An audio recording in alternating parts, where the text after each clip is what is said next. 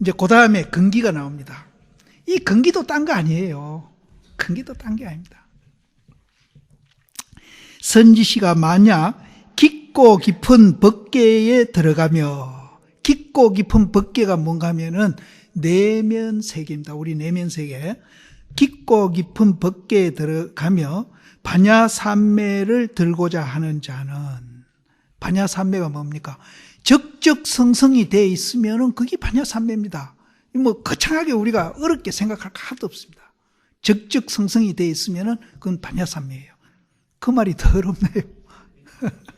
뭐 하긴 두 말 다 어렵긴 어렵네요. 그래서 깊고 깊은 법계에 들어가서 반야삼매에 들고자 하는 자는 반야바라밀행을 닦을지니. 반야바라밀. 이 반야가 오온이 개공이고 내다 니다 좋다 나쁘다 없는 그 상태가 반야라고 그러지 않습니까? 그걸로 인해서 이제 저 언덕에 건너가는 행위를 닦음이니, 다만 건강반야 바라밀경 1권을 가지면은 곧 성품을 보아가지고 반야삼매에 들미니라.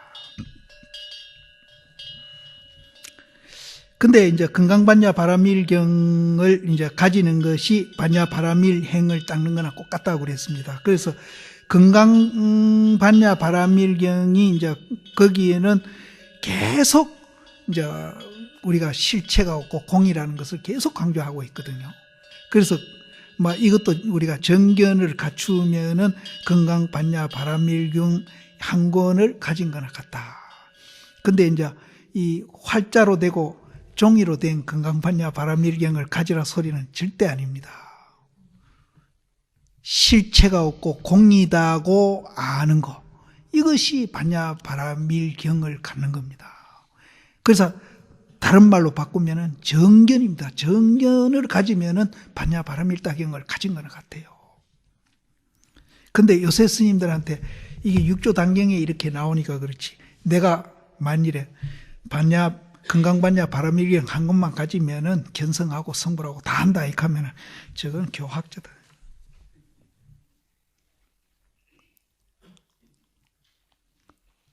화두를 가져야 견성하고 성불한다 그럽니다. 화두나 이거나 같은 소리입니다. 우리가 화두를 들어가 일념이 되지 않습니까? 그러면은 우리 의식 상태가 어떻게 변하는가 하면은 성성적적으로 변합니다. 그래서 천무인은 그것이 성성적적이 좀 엉성하게 이제 이렇게 이루어졌다가 삼매에 깊이 들어가면은 그것이 아주 정교하게 됐다가 나중에 우리 본래 마음의 성성적적하고 딱 하나가 돼가 개합할 때 우리가 견성이거든요. 근데 제가 여기서 이제 오온이 개공한 것을 우리가 알면은 정견을 갖춘다. 정견이 건강바라밀경 한 권 가지는 거나 같다 그랬거든요. 그거하고 뭐 다른 말이. 우리가 화두를 가져가지고 성성적적 되는 거나 정견을 갖춰가지고 성성적적 되는 거나 건강반야 바라밀경 갖고 성성적적 되는 거나 똑같습니다. 그래서 경 얘기만 나오면은 이제 강하게 거부 반응을 느끼는 분들이 이쪽이거든요. 사실은 그래서 육조 스님도 건강경 듣고 깨쳤잖아요. 경 구절 듣고 깨친 사람이 선사 가운데 많이 있습니다. 그래서 아까부터 자꾸 이 얘기지만은 이제 모든 것을 불교는 포용하는 종교이기 때문에 다른 종교고 뭐 다른 인종이고 민족이고 없습니다. 모든 걸 다 포용. 모두 다 연기현상으로 보면은 전부 다 평등해요. 그런데 소위 이제 부처님이 말해 놓은 것을 우리가 자꾸 차별하면서 이제 어느 거는 옳고 어느 거는 그러다 이렇게 생각하면은 잘못된 생각이에요. 그래서 혹시 여기는 그런 분이 안 계시겠지만은 이제 특히 이제 이 참선하는 분 중에 이제 그런 분이 많으니까 제가 이제 그런 얘기를 드리는 겁니다. 똑같습니다. 그래서 아까도 말씀드렸지만은 모든 수행 방법은 포장만 다르게 했다 뿐이지 내용물은 같다. 근데 참선은 이제 다른 이제 브랜드가 내가 다르다는 얘기를 가끔 드렸는데 그거는 내가 앞에 뭐 한 서너 차례 말씀드린 것 같아서 오늘은 제가 말씀 안 드리고 다음 기회에 있으면 또 한번 잊어버릴 때쯤 되면 또 한번 하겠습니다. 예. 그래서 건강바라밀경을 가지면은 곧 견성함을 얻어가지고 반야삼매에 들미니라. 근데 또 삼매 이것도 오해하는 분이 참 많거든요. 과정에 있는 분은 삼매라 그러고 견성해가 깨달은 분은 삼매란 말을 잘 안 쓰니까 이제 그걸 삼매 아닌 걸로 이제 이렇게 얘기하는데, 여기에도 이제 그 과정뿐 아니라 과정도 이제 저는 과정은 미완성의 삼매고 깨달아가지고 그 결과에 간 분은 완성된 삼매다. 적적성성이 삼매입니다. 그럼 적적성성이 미완성되어 있는 거는 과정에 있는 삼매고, 이제 우리가 이제 목적지에 도달해가지고 결과로서 삼매는 그거는 이제 완성된 삼매다. 그리고 이제 적적성성으로서 일상생활을 하는 겁니다. 그것을 평상심이다 이렇게 표현을 하고, 또 그 움직이지 않고 또 이제 정지할 때도 있거든요.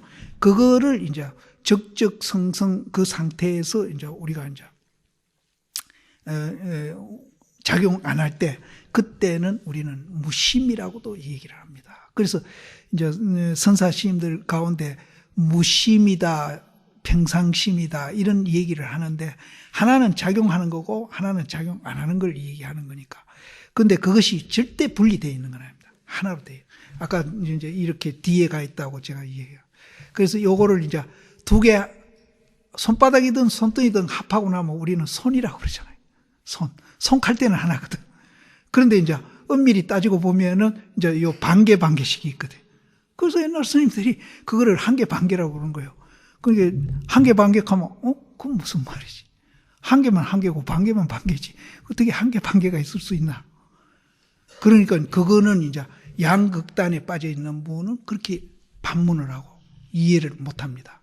근데 이제 불교를 조금 공부한 분은 그 말이야말로 진짜 이제 표현이 잘된 표현이구나. 사실 그대로 표현하고 있구나 하는 걸 느낍니다.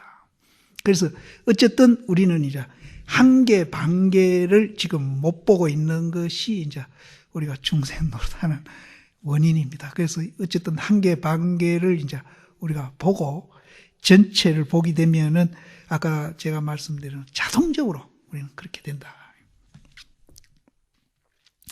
마땅히 알아라. 차인의 공덕은 무량해서 경중에 분명히 찬탄하니. 이게 이제 겐지스강 모래수로 칭찬한 그걸 얘기합니다. 찬탄하니 능히 갖추어서 설하지 아니함이니라. 이것이 최상승법이니 큰 지혜의 상근기의 사람을 위해서 설함이니라. 이 최상승법은 이제 큰 지혜를 가진 상근기들한테 위해서 설한 것이다. 적은 근기의 지혜 사람은 만약 이 법을 듣고 마음으로 신심을 내지 아니하나니. 무슨 까닭인가? 비교하건대 큰 용이 만약 큰 비를 내려가지고 연부제에 비가 오면, 연부제는 지금 우리가 사는 세계입니다. 비를 내리면은 풀잎이 표류하는 것과 같다. 조그마한 풀이 비가 많이 오면은 둥둥 뿌리까지 떠가지고 둥둥 떠댕기는 것 같다. 그러니까 근기가 약한 사람은 최상법문을 들으면은 그렇게 돼가지고 믿음을 잘 내지를 않는다. 그러면은 여기에서 소근기자는 그럼 어떤 사람이냐? 소근기자가 따로 있는 게 아닙니다. 여자라고 소근기고 남자라고 대근기고 이런 거 아니에요. 덩치가 크다고 대근기고 덩치가 적다고 소근기도 아니고, 또 많이 가졌다고 대근기도 아니고 적게 가졌다고 소근기도 아니고. 부처님 법을 믿는 사람은 상근기고 부처님 법을 안 믿는 사람은 소근기자입니다. 요 뒤에 그 말이 나옵니다. 그래서 그 사람은 풀잎이 표류하는 것과 같으며, 만약 큰 비를 내려가지고 대해의 큰 바다에 비가 내리면은 더하는 것도 없고 감하는 것도 없다. 이제 그건 상근기입니다. 큰 바다는 상근기. 상근기자한테는 아무리 큰 비가 오더라도 그건 불이 불어난다든지 줄어진다든지 풀잎같이 떠돌아 댕긴다든지 그런 일은 없다 해요. 그러면은 큰 근기자는 어떤 사람으로 믿는 사람입니다. 믿는 사람. 남자 여자도 아니고 덩치 크고 적고도 아니고 믿는 사람입니다. 만약 대승자는 큰 근기죠. 금강경 설함을 듣고 마음이 열려서 깨달아 알미라. 고로 본성이 스스로 반야지혜를 갖춰가지고 스스로 지혜를 써가 관조하고 문자에 가자하지 아니함을 알미니라. 여기에서도 지혜를 써서 관조한다는 말이 또 되풀이에 나옵니다. 이제 대근기자는 이제 금강반야 바라밀경 설함을 듣고 마음이 바로 열려 깨닫는다. 근데 아까도 얘기했지만은 종이로 된 금강반야 바라밀경도 우리가 실체가 없고 공이고 연기현상이라는 얘기를 하고 있거든요. 그러면은 종이 아닌 지금 나도 말 그렇게 하고 있잖아요. 그럼 저도 금강경을 지금 설하고 있는 겁니다. 그러니까 우리가 이제 종이다 먹이다 이걸 떠나서 그렇게 이해하는 사람은 금강경을 듣고 있는 사람이랑 똑같습니다. 그래서 그걸 듣고 있는 사람은 마음이 열려가지고 깨닫는다. 그래서 그 깨달은 사람은 자기 본성이 스스로 그 반야지혜가 있어가지고 본래 그렇게 되어 있어요. 있다 없다 집착한 게 아니고 본래 그렇게 되어 있어가지고 그 본래 그렇게 되어 있는 그 지혜를 써가지고 이제 또 비춰보는 거예요. 좋은 일 나쁜 일을 비춰봐가지고 이제 그거를 이제 해결하는데 문자를 가져하지 않는다. 아까 제가 이제 종이로 되고 먹으로 된 그것을 말하는 것은 아니다. 그것을 안 하니라. 비교하건대 빗물이 하늘을 쫓아 있는 것이 아니다. 이제 그때 상황에서는 또 이렇게 육조 스님이 이해했을지도 모르고 또 이것을 그 당시 사람들이 지금 우리가 과학이 발달한 우리 같이 이제 비에 대한 이해가 부족하니까 그 이해에 맞춰서 이렇게 말했을 수도 있고 육조 스님도 그때 이제 상대로 이해하고 있었을 수도 있는데 이건 뭐 두 가지로 보셔도 됐는데 이 빗물이라는 것은 하늘에서 떨어지는 건 아니다. 그거는 지금도 우리가 그렇게 생각하죠. 아니다. 원래 용왕이 이게 이제 지금 우리 생각하고 다른 거예요.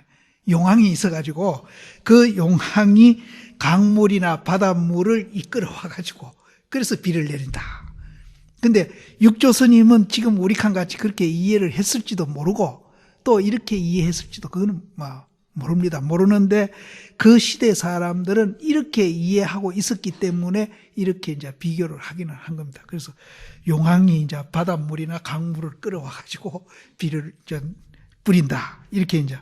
그래서 원래 이 용왕이 강이나 바다 가운데에 몸으로 이 물을 이끌어와가지고 일체 중생과 일체 초목과 일체 유정, 무정으로 하여금 다다 윤택함을 입어가지고 이제 비를 뿌리니까 윤택함을 이제 요거는 그 시대 상황이다 이렇게 이해하시면 됩니다. 윤택을 입어가지고 모든 물이 여러 갈래로 이제 땅에 이제 빗방울이 떨어지면 여러 갈래로 이제 물이 흘러가지 않습니까? 갈라가지고 결국은 어디로 가는가 하면 한강으로 들어가서 저쪽 이제 서해 바다로 가지 않습니까? 그걸 얘기합니다. 여러 물이, 여러 흐름이 도리어 큰 바다에 들어가서 바다가 여러 물을 받아들여가지고 합해서 한 몸이 되미니 중생 본성 반야지에도 또한 다시 이와 같나니라. 우리가 아까 84,000 번뇌를 일으킨다 그랬고 84,000 지혜가 있는데 그 84,000 번뇌든 지혜든 그거는 성품자리에서 나옵니다. 하나예요. 그래서 우리도 이제 이 빗물이 떨어져 가지고 모여서 바다에 들어가는 거나 84,000 여러 가지 그 물이 결국은 바다에 들어가듯이 84,000 번뇌도 결국은 그 성품자리에서 나오고 또 성품자리에서 돌아가는 겁니다. 그걸 근기가 적은 사람은 이 몰로 깨닫는다는 가르침의 설을 듣고 비교하건대 대지 초목의 근성이 스스로 적어가지고 만약 큰 비를 한번 맞음을 입으면은 다다 스스로 넘어져서 능히 자라지 못하는 것과 같다. 이제 이 속은지는 따로 있는 게 아니고 믿음을 안 믿는 사람이 이제 근기가 약한 사람이라는 걸 이해하시면 됩니다. 그래서 적은 근기의 사람도 또한 다시 이와 같나니 반야지혜가 있는 것은 대지혜인으로 더불어서 또한 차별이 없으며 아무리 근기가 약한 사람이라도 반야지혜가 갖고 있는 것은 상근기하고 똑같이 갖고 있다는 거예요. 차별이 없어요. 다만 믿고 안 믿는 데 따라서 이제 대인 소인이 벌어지는 것이지 그 갖고 있는 반야의 지혜는 똑같이 있다. 반야 지혜가 있는 것은 대지혜인으로 더불어서 또한 차별이 없거늘 무엇을 인해 가지고 법을 듣고 깨닫지 못하는 거. 그러면 지혜는 똑같이 갖고 있는데 그럼 뭐 때문에 한 사람은 깨닫고 한 사람은 못 깨닫느냐? 그거는 이제 사견의 장애가 두텁고 번뇌의 뿌리가 깊음을 말미암아서 그것이 뭐와 같은가 하면은 큰 구름이 해를 덮어가지고 바람이 불물 얻지 아니하면은 해가 능히 나투지 아니하는 것과 같다. 사견의 장애가 두텁고 번뇌의 뿌리가 깊다. 그런데 이렇게 얘기하니까 뭐 굉장히 이제 우리가 이제 번뇌가 깊이 있고 사견이 이제 굉장히 많은 걸로 이제 생각이 드실런지는 모르겠는데 이것도 우리가 간단히 정리를 하셔야 됩니다. 있다, 없다, 좋다, 나쁘다 그런 이원적인 사고하는 사람을 두고 이 얘기를 하는 겁니다. 그러면 이제 그 이원적인 사고를 하면서 일으키는 모든 번뇌나 사견들이 그것이 실체가 없고 공이고 무하다 하는 걸 알면은 바로 그 자리에서 변화돼요. 지혜로 변화돼요. 그래서 아까 제가 농담 삼아 한 게 아닙니다. 이 사견이 두텁고 번뇌가 많은 사람은 그거 바꾸면은 지혜도 그만큼 더 많아지는 겁니다.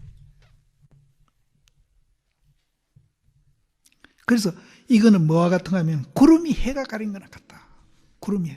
그러면 구름을 걷어버리면 해가 나오지 않습니까? 그럼 뭐 해는 그거는 지혜인이든 상근기든 하근기든 해는 똑같아요. 제 앞에서 지혜가 이제 둘이 없다 하는 소리입니다. 반야의 지혜도 또한 대소가 없음이로되 크고 적은 게 없어요. 없음이로되 일체 중생이 스스로 미한 마음이 있어 가지고 여기서 나옵니다. 밖으로 닦는다. 밖으로 닦는다. 이거 참 유의하셔야 됩니다. 지금 우리가요 일상생활에 행복해지려고 이제 뭔가 자꾸 구하고 열심히 하고 계시는데 곰곰이 생각해 보시면 전부 밖으로 구하고 있습니다. 그래서 이 행복의 조건을 밖으로 구하는데 그 구함이 많은 사람은 그만큼 사실은 고통도 더 많습니다. 불만도 더 많고. 그런다고 해서 절대 이것이 나를 행복해 준다는 보장도 없습니다.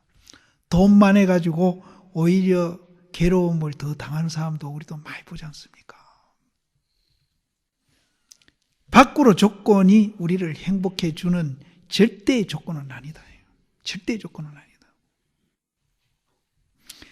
그래서 먼저도 제가 그런 얘기를 드린 것 같은데 부처님은 밖으로 우리가 추구하는 그 조건을 절대 나쁘다고 이 얘기를 안 했거든요.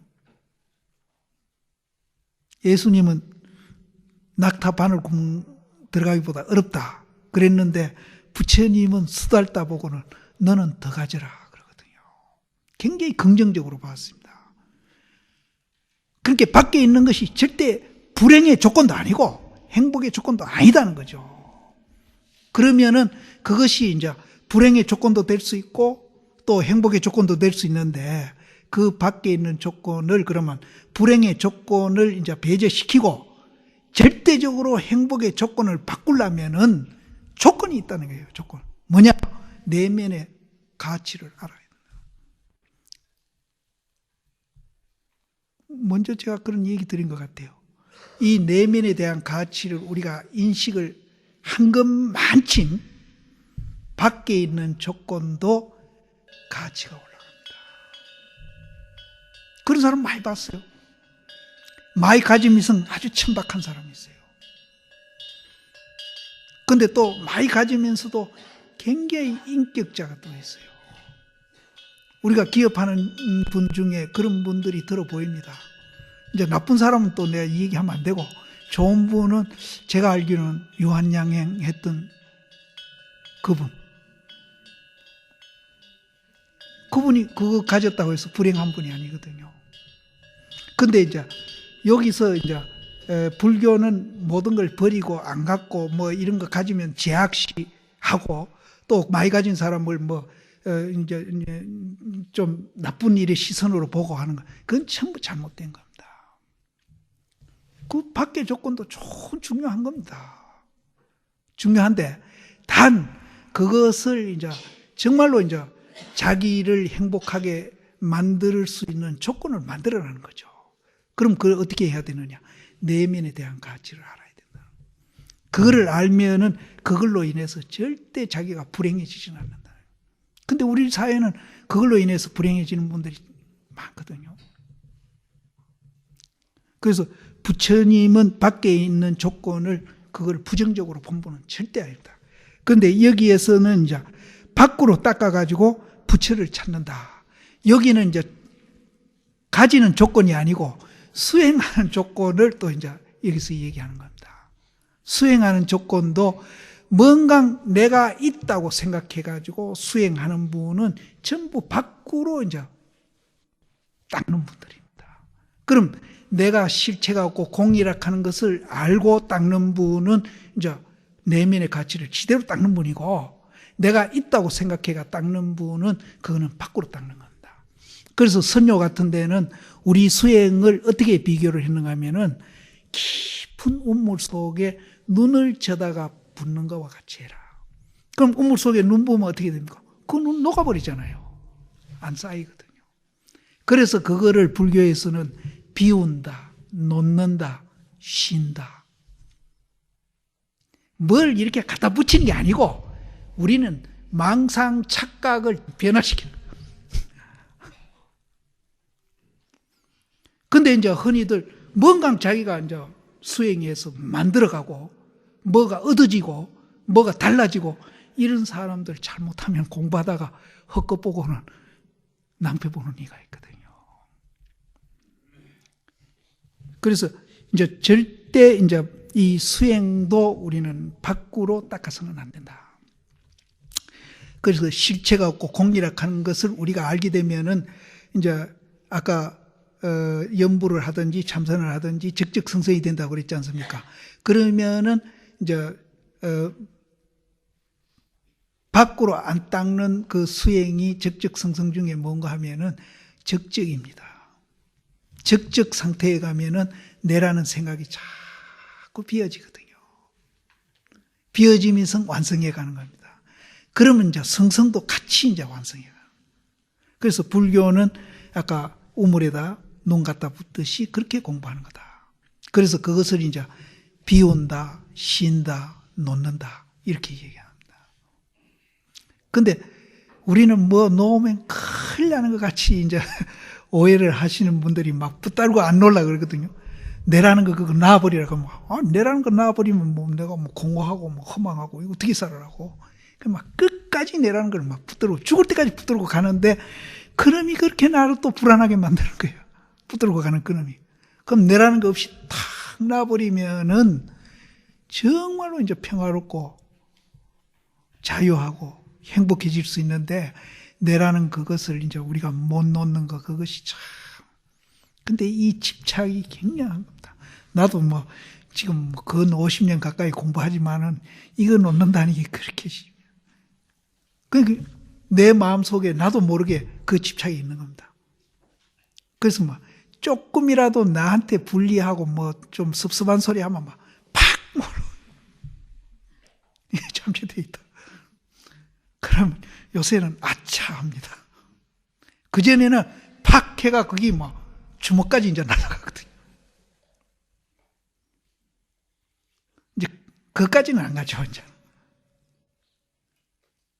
그래서 이제 밖으로 닦는 거, 이거는 이제 아니다는 거. 그리고 불교 수행은 이제 자기를 놓는 공부다. 비우는 공부다. 이렇게 이제 이해하시면 됩니다. 그래서 여기에서도 밖으로 닦아가 부처를 찾음으로 자성을 깨닫지 못한다. 절대 이제, 그래서 요거를 이제 안 하려면은 정견을 갖추고 수행하면은 이렇게 안 됩니다. 정견을 갖추고 수행하면. 곧 이것이 적은 근기의 사람이다. 이 소근기라. 그러니까 이제 내라는 데 집착해가지고 닦는 사람은 소근기 사람이고 정견을 갖추어서 공부하는 사람은 상근기다. 이렇게 보시면 돼요. 간단합니다.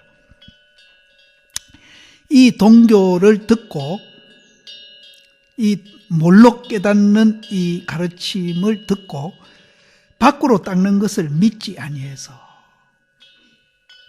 이제 정견을 갖추고 우리가 공부를 하면은 밖으로 닦는 것을 믿지 아니합니다. 밖으로 닦는 것을 믿지 아니해가지고 다만 자신의 스스로 본성으로 하여금 항상 정견을 일으키면은 밖으로 닦는 것을 믿지 아니해요. 그래서 이제 밖으로 닦는 것을 믿지 아니해가지고 자심자성으로 하여금 항상 정견을 일으켜요. 내가 없다, 실체가 없다. 왜 없느냐? 연기 현상이기 때문에 없다. 이렇게 이제 이해를 이제 일으키면은 우리가 이제 있다, 없다, 내다, 니다 해가지고 일으켰던 번뇌, 진로, 중생이 당장 다 깨달아가지고 다 깨닫는다. 그래서 우리가 정견을 갖춰가지고 공부하는 것이 얼마나 중요하다 하는 것을 여기서도 여실히 증명이 되는 겁니다.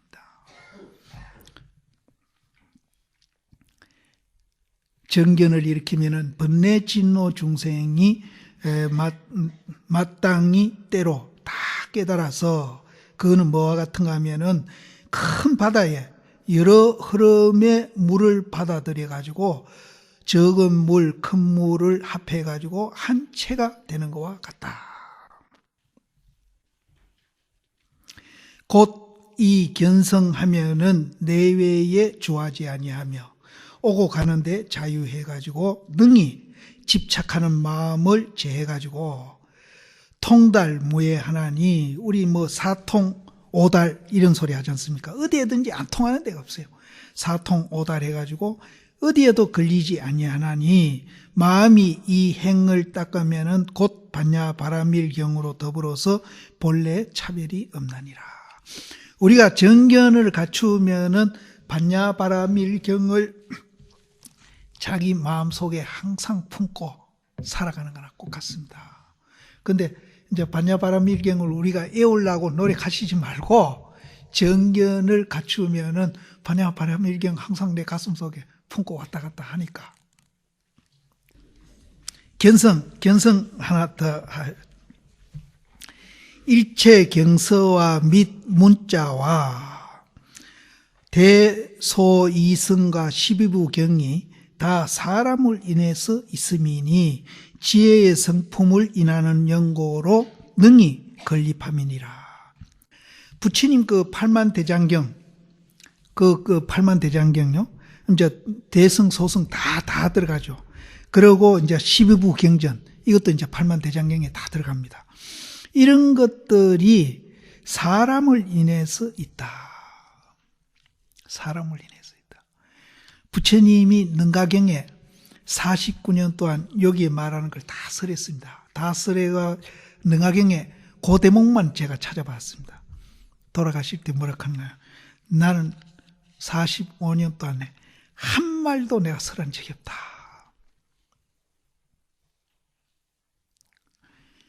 이거는 왜 설했는가 하면 저 달 보라 하니까 달을 안 봐요. 그래서 부처님이 달을 봐라 해도 이 달을 안 본단 말이에요. 그러니까 할 수 없이 이제 손가락으로 가르치는 겁니다. 저거 봐라. 이게 이제 일체 경서바 소승 12부 경제입니다.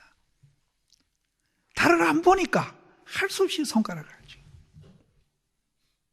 그런데 부처님은 그러면 왜 45년 동안 나는 한마디도 죽을 때 설하지 안 했다 이렇게 얘기하는가 하면은 그거는 손가락에서 하는 소리가 아니고 달의 입장에서 보면은 그렇다는 겁니다. 여기 이제 선입니다. 선은 실제의 달 입장에서 모든 것을 이야기하고 그것만 오직 진리고 법이고, 그래서 혹시 이제 손가락 얘기를 하면서 수행해가 달을 봐라 소리를 하더라도 그걸 그냥 두지 않고 또 이제 탁 매질을 하면서 그걸 부정하면서 달 보도록 또 이제 배려를 하고 그럽니다. 그래서 이 선이 이제 최상승이고 좀 다른 거하고 다르다는 게 바로 그거예요. 근데 다른 이제 불교 수행 방법은 손가락을 통해서 이제 달을 봐라. 이제 이렇게. 그래서 여기에서도 이제 육조 스님이 그것을 이제 인용해서 이 얘기한 겁니다. 그래서 손가락 이 얘기는 이제 사람이 이제 못 보는 사람이 있기 때문에 할 수 없이 그렇게 두었고, 또 그것이 이제 이 손가락이 달 쪽으로 이제 정확하게 이렇게 가르칠 수 있는 거. 달 못 보는 사람은 반대쪽으로 가르칠 수 있거든. 그럼 그건 또 달을 보는데 장애가 되잖아요. 그래서 지혜롭게 이제 또 달 쪽을 정확하게 가르치면서 봐라. 거기 이제 지혜의 성품을 인하는 연고로 능히 이제 그런 12부 경전 8만 대장경을 건립했다. 그걸 세웠다. 이제 이거는 달을 보는 수단이지 달은 아니라는 거. 이것을 이제 그럼 달 아니고 이거는 달을 보는 수단이다. 이 말을 통해서 달을 얼른 보셔야 되는데. 그 말을 통해서 달을 얼른 보셔. 그래서 저는 이제 어디 표현을 할 때 선은 손가락은 없다. 바로 달을 가르친다. 그래서 손가락이 없으니까 방향을 제시 안 하니까 보기는 좀 어렵다 하더라도 손가락 보면서 이게 이제 달이다라고 오해해가 착각하지는 않는다는 거죠. 또 이제 손가락을 가르치니까 달은 못 보고 손가락만 또 매달리 가지고 그게 진리다고 오해하는 사람이 있거든요. 이제 그런 병은 이제 선종에서는 안 겪는 대신에 방향을 제시를 안 하니까 보기는 좀 어려운데 보기만 봤다면은 확실히 봐버리는 거예요. 이제 이런 장점도 있고 단점도 있다. 내가 만약 없으면은 지혜인과 일체 만법이 본래 없어서 있음이 없다. 있지 아니하다. 우리가 내라는 게 없으면은 상근기다 하근기다 또 지혜인이다 무슨 어리석은 사람이다 이런 거 없어요. 똑같아. 다 평등하다고 그랬잖아요. 똑같아요. 똑같으시는 거예요. 그래서 지혜인이다. 또 내가 없는 줄 알면 모든 것이 평등해져 가지고 지혜인이다. 어리석은 사람이다. 또 법이 있다. 법이 없다. 이런 것이 없어져 버려요. 이것도 손가락 얘기입니다. 그래서 본래 없고 있지 아니함이니 고로 만법이 본래 사람을 인해서 일어남이요 일체 경서도 사람을 인해서 사람이 있음을 알지니 사람 가운데는 지혜로운 자도 있고 어리석은 자도 있음을 말미암아서 어리석으면은 소인이 되고 지혜로우면은 대인이 됨이니라. 이 어리석다는 말은 이제 내가 있다, 또 이제 있다, 없다 이렇게 이제 이원적인 사고하는 사람을 이제 어리석은 사람이라고 그러고 그런 사람을 소인이라고 그러고 또 이제 우리가 실체가 없고 공이고 연기현상이다 이렇게 아는 사람은 대인이다. 근데 이 육조 스님은 상당히 이제 교학적으로 가깝게 이제 이 설명하고 있습니다. 그런데 이제 이 설명 속에서도 간혹 이제 내가 없으면은 지혜인도 없고 어리석은 사람도 없다 하는 얘기들을 이제 자꾸 드러내고 있습니다. 미한 사람이 지혜 있는 사람에게 묻고 지혜 있는 사람은 어리석은 사람에게 법을 설해가지고 어리석은 사람으로 하여금 깨달아 알아서 마음을 여나니 미한 사람이 만약 깨달아 마음을 열면은 큰 지혜의 사람과 더불어서 차별이 없나니라. 고로 알라. 깨닫지 못하면 곧 부처가 이 중생이고 일념으로 만약 깨달으면은 곧 중생이 이 부처이니라. 고로 일체 만법이 다 자신 심중에 있음을 아나니 어찌 자심을 쫓아서 몰록 진여 본성을 깨닫지 못하는고. 일체 마음법이 다 우리 마음 가운데 있는데 마음을 쫓아가지고 몰록 진여 본성을 보지 못하는 거.